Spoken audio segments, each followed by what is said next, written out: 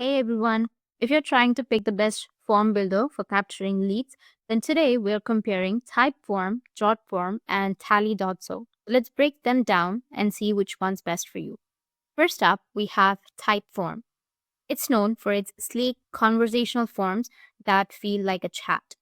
You get one question at a time, which keeps users engaged and boosts competition rates.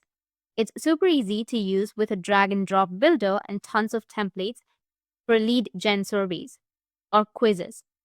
Typeform also integrates with tools like Google Sheets, and its AI helps create forms fast. But it's pricier, and the free plan limits you to 10 responses per month. Next, we have is Jotform. This one's a powerhouse with over 10,000 templates for all kinds of forms, including lead capture. It's beginner friendly with a drag and drop editor and offers tons of integrations like CRM and payment processors. You can customize forms with a conditional logic and even add e-signatures. The free plan gives you 5 forms and 100 submissions a month, but it's not as focused on flashy design as Typeform.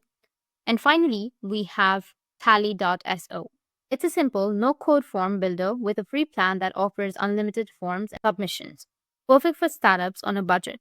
You can create clean, modern forms with conditional logic and integrates with tools like Notion and Zapier.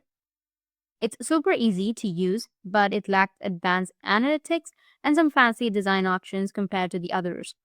So, which one's best for the lead capture? We have Typeform, which shines for engaging beautiful forms but costs more. It's great for businesses wanting a premier look. And we have Jotform. It's versatile with tons of templates and integrations, ideal for teams needing flexibility on a budget.